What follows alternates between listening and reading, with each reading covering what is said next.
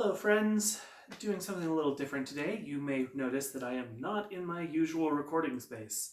That's because I don't have enough space to set up my massage table in my recording area.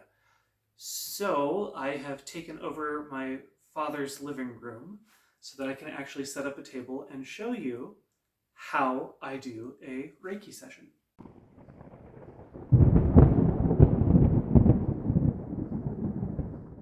I start a Reiki session by first, if I have not met the client before, interacting in the traditional way of saying, hello, my name is Erie, this is my Reiki studio. This is where I perform sessions for people who are in need of aid in relaxation and healing. The second part is not as typical. We would sit down, we would talk about what brought them to me. Why are they seeking assistance from a Reiki practitioner? Is there something going on that is causing them distress, either emotionally, spiritually, or physically? Because that changes where my focus is going to be when I start. In this case, I already have my massage table set up. You'll see that I have a cloth over the top that is to protect transmission of diseases, sweat, anything else that may come from contact. So this gets changed out between every client. And underneath, you will see that the top is a pleather material that is very easy to sanitize. When I invite the client in, usually the table would be set in someplace off to one side of the room. And then when we have gone through our talking part of the session, I will invite them to lie down on the massage table in whatever way is most comfortable for them.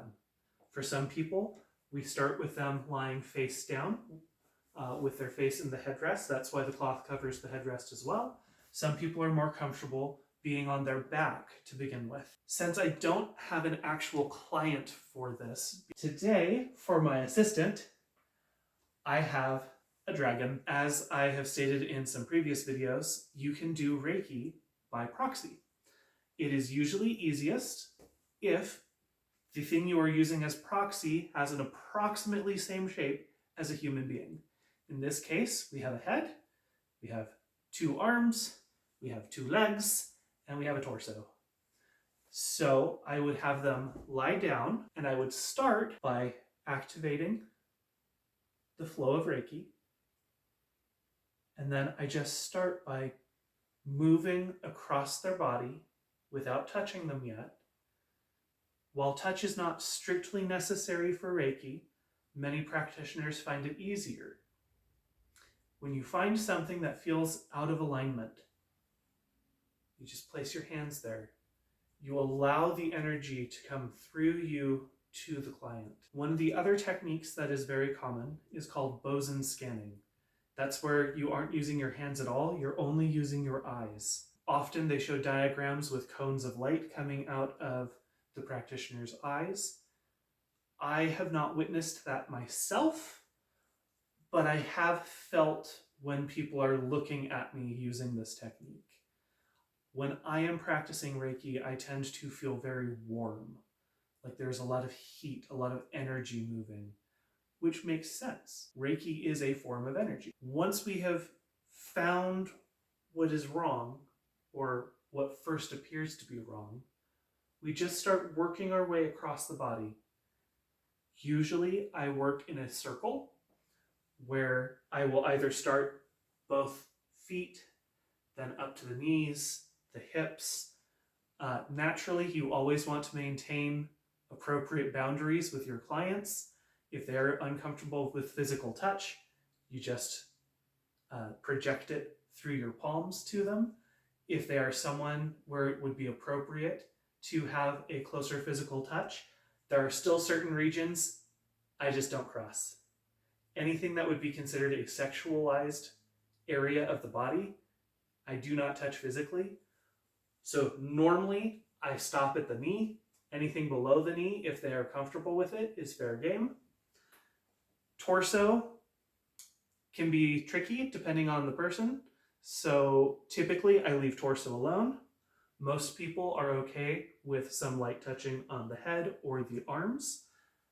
So shoulders down to hands, and the head, as long as I stay away from the eyes and mouth and nose. After you have found and removed the things that are ready to be removed, and you have made sure that their chakras are in alignment, the last step is to bind up those changes and tie it off. This is symbolic. It is metaphysical. It is setting that energy, those changes that were made, to allow the healing to continue after they leave your room, after they leave your presence. This is the opportunity to share any final thoughts, to help wind them down, and prepare them to re-enter the world. At that point, there are a handful of things that you need to be aware of. The first one is usually they're going to be lightheaded. A lot of energy has moved. Often a lot of emotion has been expressed. If they need help sitting back up, the best way is to have one arm under their back, one under their head, and lift to assist them while they sit up. And then steady them. Remind them it is okay to be lightheaded. Remind them to stay hydrated and that they don't need to jump off the table right away. Give them time to acclimate to the changes that have been made. Give them time to reestablish momentum in mortality. Often, if they are someone who needs more attention, share that concern and say, do you want to schedule another appointment? Always make it an invitation, not a demand. We are here to help them.